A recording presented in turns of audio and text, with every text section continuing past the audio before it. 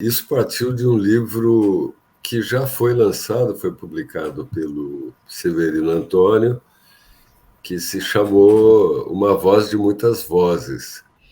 Ele publicou esse livreto de uma maneira independente e inspirado na enorme admiração que ele teve sempre pela minha mãe. Ele conheceu minha mãe e meu pai, adolescente, ele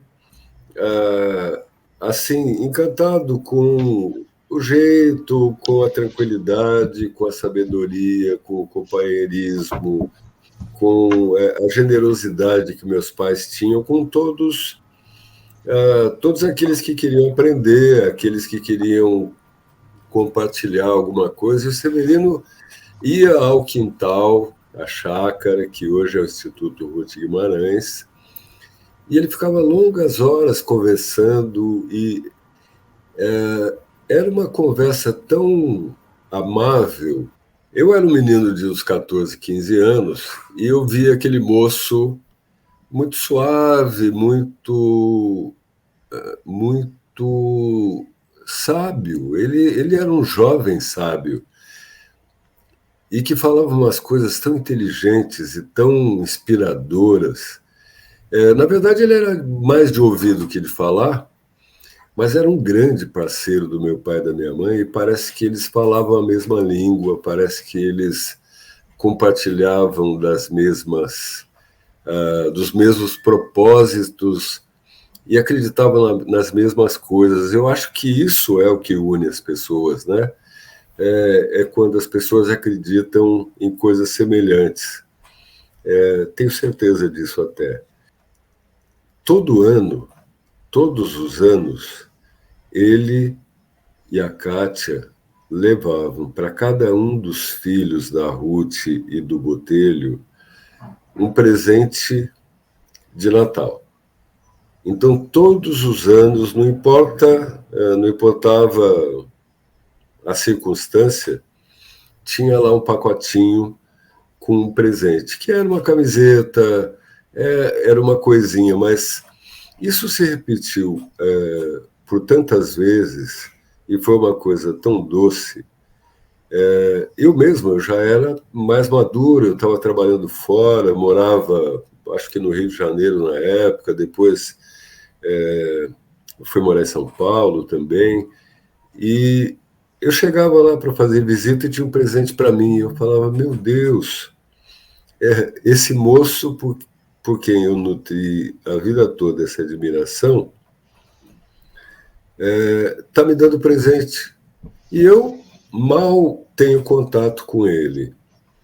Eu estou escapando um pouco da narrativa do livro, porque me pareceu interessante falar do Severino, porque o Severino quis resgatar e quis acumular e quis presentear o mundo com as coisas que ele pensava a respeito da obra da Ruth e da obra do Botelho.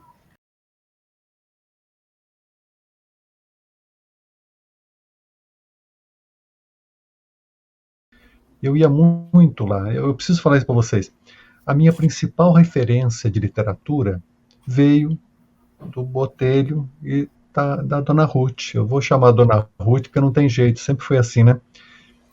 É assim, cada um de nós tem uma imagem do mundo, não é mesmo? Uma imagem do mundo, uma imagem de si mesmo, uma imagem da literatura.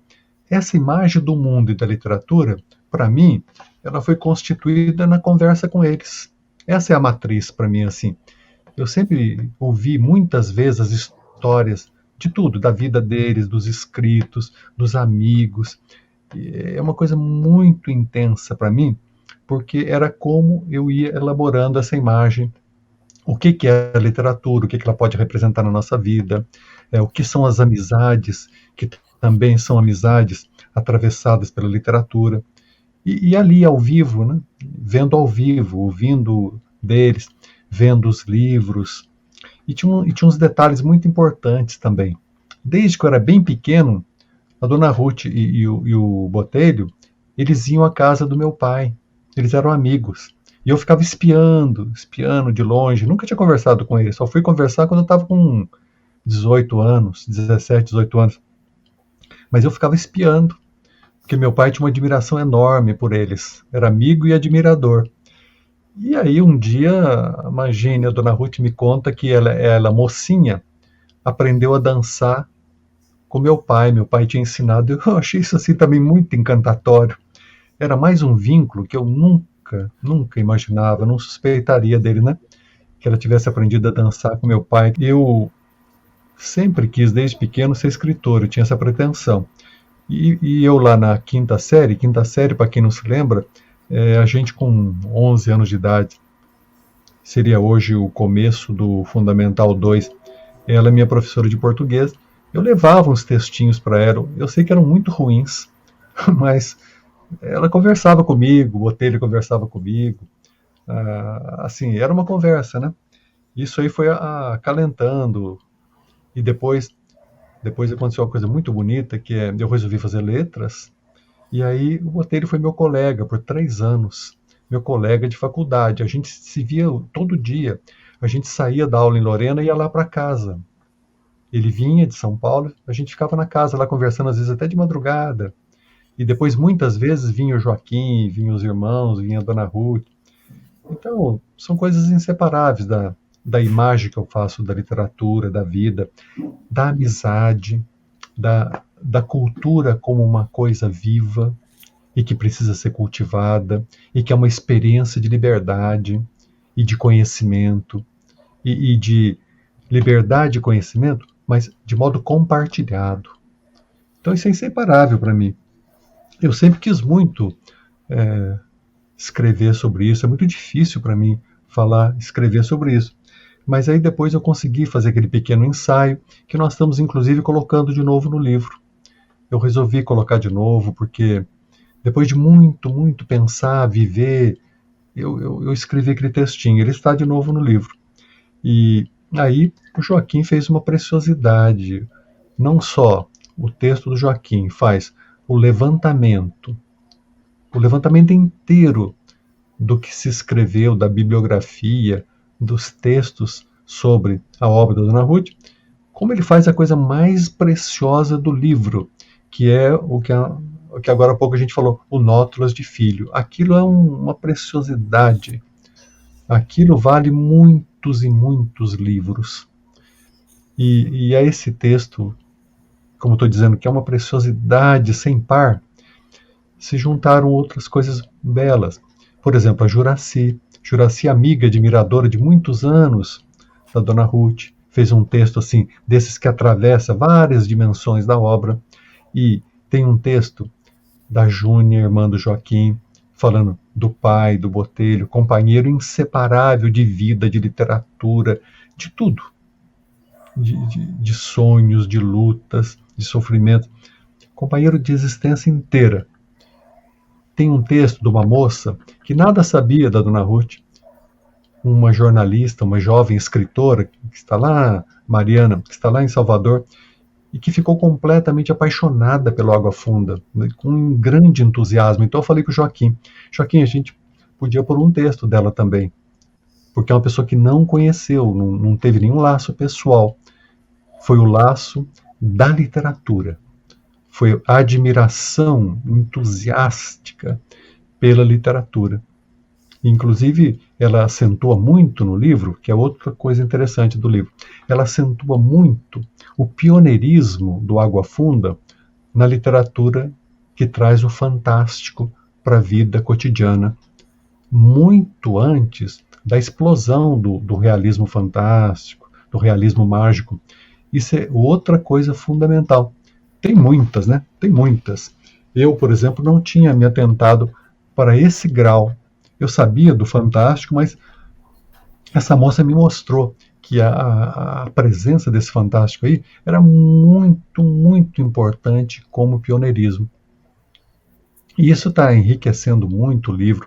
E tem, inclusive, logo no começo, tem um poeminha do Tarcísio. Eu queria ler, eu pedi para vocês para eu ler.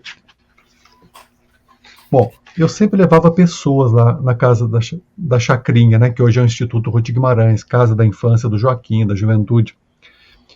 E levei o Tarcísio Bregalda. Ele foi à cachoeira, eu estava reencontrando o Tarcísio depois de muitos anos. Havia uma diáspora na época da ditadura. Nessa diáspora a gente ficou anos sem se encontrar. Nos reencontramos e eu fui levar.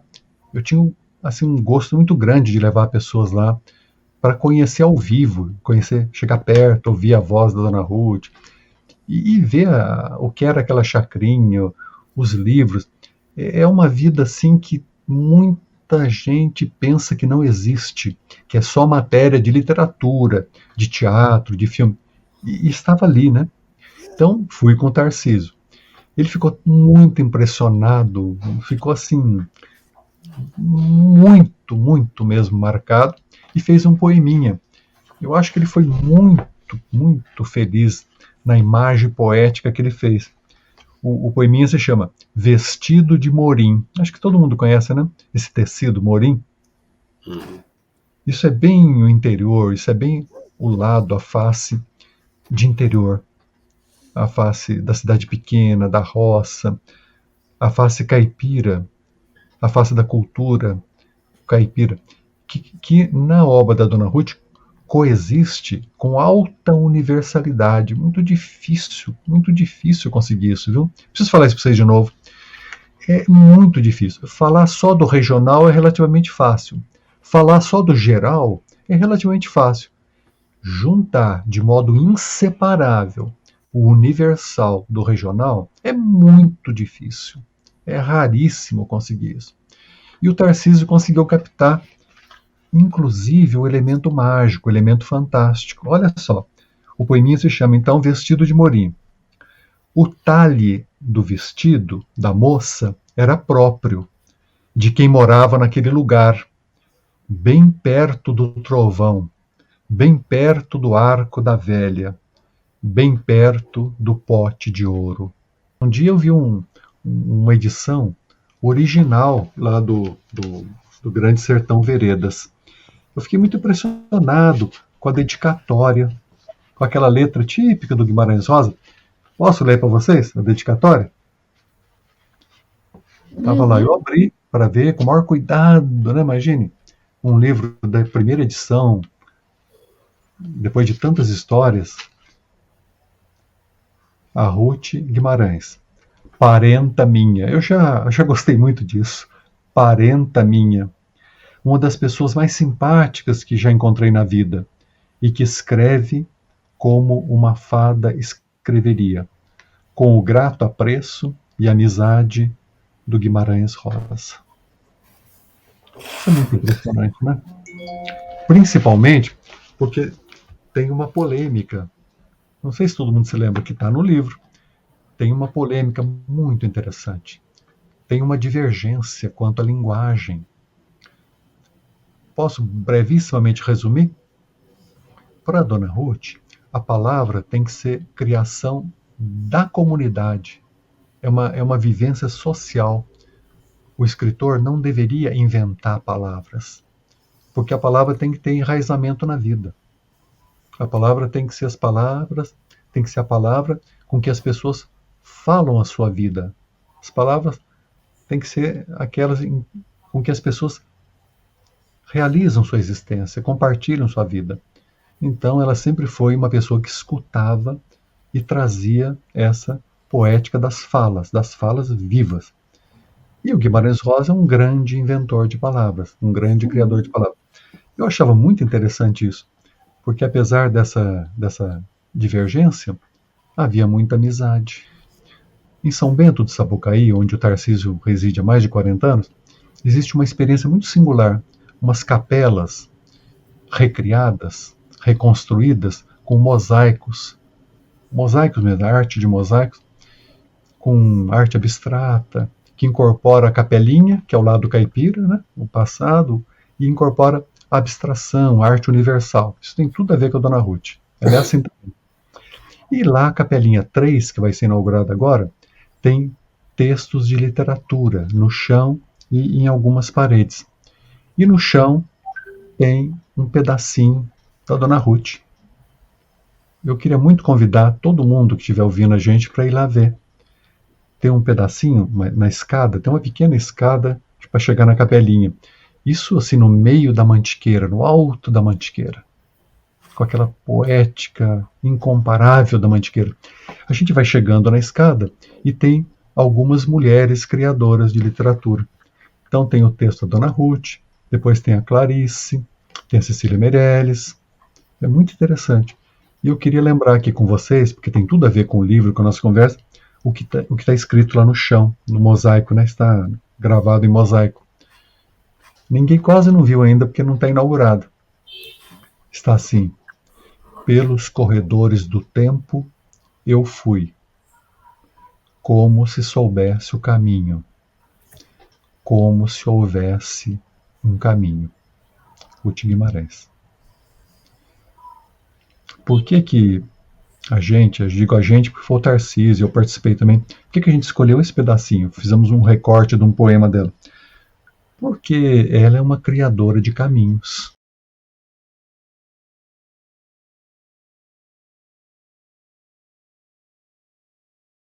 A manifestação modernista na América Latina começou principalmente com um movimento chamado indianismo, ou movimento indigenista, né? Eu estou me lembrando, eu traduzi um livro de um autor equatoriano chamado Jorge Icaza, que se chama Huasipungo. É um livro todo centrado na figura do índio, da opressão do europeu em cima do nativo latino-americano, especialmente na América Espanhola. E o que ficou muito claro, já naquela época, para mim e nas pesquisas que eu fiz, é que o indianismo é um pouco pai do movimento do realismo mágico na literatura latino-americana, especialmente porque o índio não tem o menor pudor ou receio ou temor ou cerimônia de trazer os deuses para dentro da sua tribo e para dentro do seu dia a dia. Então o Deus participa lá, ele desce, sobe uma escada de flechas, a lua vem se banhar no lago. Então, os deuses, o divino participa do dia a dia do índio, né? E o curioso disso tudo é que tudo isso se deu no início dos anos 900, com autores muito importantes aí do Peru, da Venezuela, de Cuba, do Equador, como eu disse, mesmo da Argentina. E a Ruth, sem saber disso, ela ainda não lia os autores latino-americanos, ela escreveu a presença do fantástico na vida do nosso caipira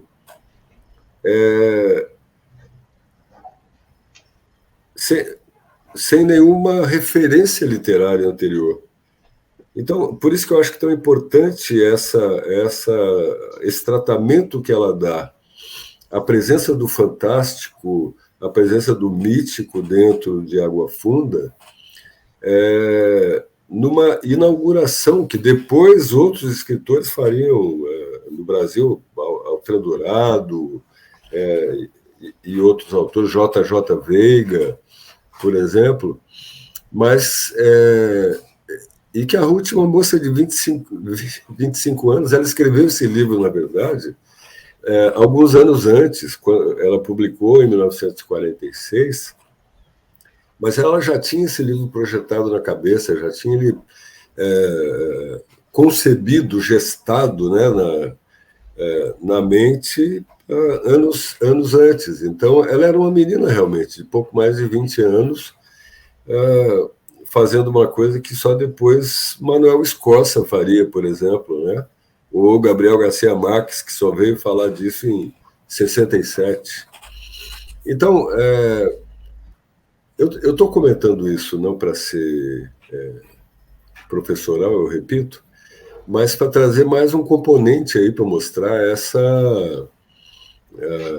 essa antevisão, essa característica profética, né, na obra da Ruth Guimarães, e que mostra como ela conseguia enxergar as coisas, enxergar o mundo de um ponto de vista tão humano, tão próximo, tão amigo e tão igual. Ela sempre falava que ela era como os caipiras, porque ela participava dos seus mistérios. Que isso? Na abertura de um livro de contos, Dona Ruth faz uma espécie de credo à sua fala de artista. Fala sobre a sua criação, que sentido tem, por que escrever, para que escrever. E é uma página, assim, uma página que não tem igual. Eu preciso ler, porque é exatamente isso que o Joaquim falou agora. Eu vou ler um pedacinho. Olha só. É o prefácio do livro de contos. O livro se chama Contos de Cidadezinha, mas também junta o mais regional com o mais universal humano. É importante lembrar isso. Ela começa assim: escrevo para quê, afinal? Indago de mim mesma e encontro inúmeras respostas, possivelmente nenhuma correta. Para obter honra e glória? Para poder dizer tudo o que penso? Para me aproximar do meu semelhante? Para tentar derrubar o muro que separa um ser do outro ser? Para apreender o sortilégio da vida que de outro modo não alcanço? Para justificar minha existência? Para deixar impresso no mundo o traço da minha passagem? Então, ela levanta várias hipóteses, cada uma delas é uma teoria literária, né? Uma teoria da criação. E aí ela responde: eu conto histórias para quem nada exige e para quem nada tem. Para aqueles que eu conheço, os ingênuos, os pobres, os ignaros, sem erudição nem filosofias. Sou um deles. Participo do seu mistério, que o Joaquim acabou de dizer, né? Sou um deles, participo do seu mistério. Essa é a única humanidade disponível para mim.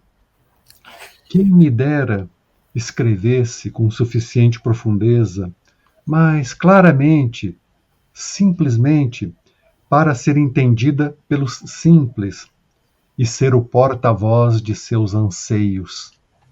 Essa página, para mim, é magnífica.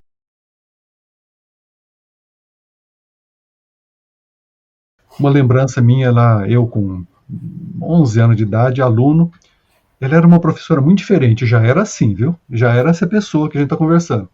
Uma professora completamente fora do usual. A gente lia muita poesia, lia em voz alta, fazia jograis, fazia corais e fazia pesquisa.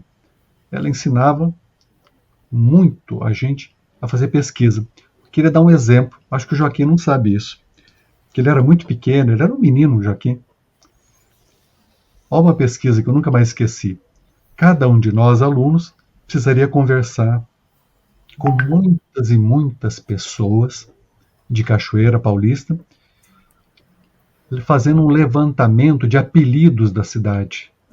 A gente ia fazer um grande levantamento, vocês imaginem, com centenas e centenas de apelidos da cidade, porque os apelidos revelam dimensões muito significativas da cultura das pessoas, de como as pessoas pensam, imaginam o mundo, das brincadeiras, do lado lúdico, das histórias nunca escritas.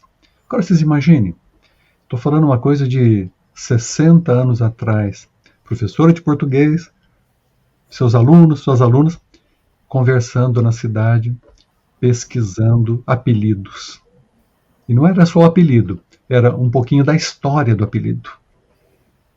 Porque cada apelido tem uma história, tem uma narrativa, né? Vou fazer um corte. 50 e tantos anos depois, a Kátia foi um dia lá conversar com a Dona Ruth. Eu ficava fora, sempre fiquei muito fora, né? Muito fora, trabalhando principalmente em Campinas. E a Kátia ia lá também. A Kátia era uma grande amiga do Botelho e da Dona Ruth. E nossos filhos também. O nosso filho mais novo, Severininho, era amigo do senhor Botelho, ele falava. Uma coisa muito bonita. E a Kátia foi uma vez lá, foi com uma outra amiga chamada Solange. A dona Ruth, já com bastante idade, muito perto, já com 90 anos, combinou com a Kátia e com a Solange delas fazerem uma pesquisa, conversarem com pessoas bem idosas de Cachoeira, pedindo que as pessoas lembrassem as histórias que elas ouviam quando eram crianças.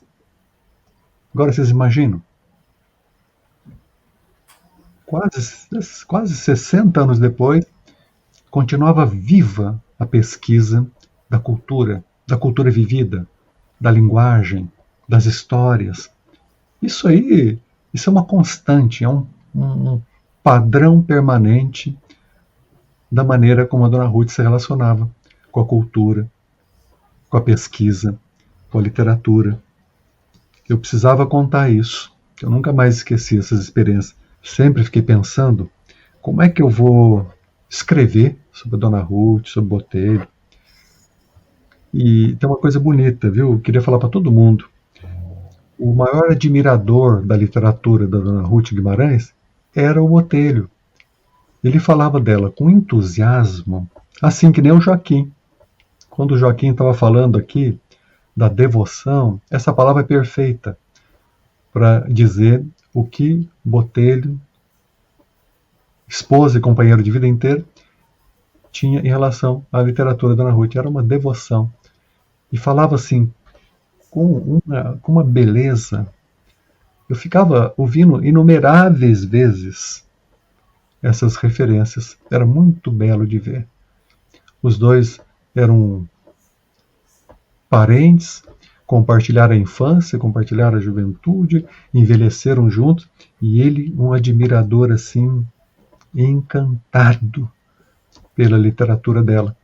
E muitas das histórias da Dona Ruth, de Ruth Guimarães, ele que me contou.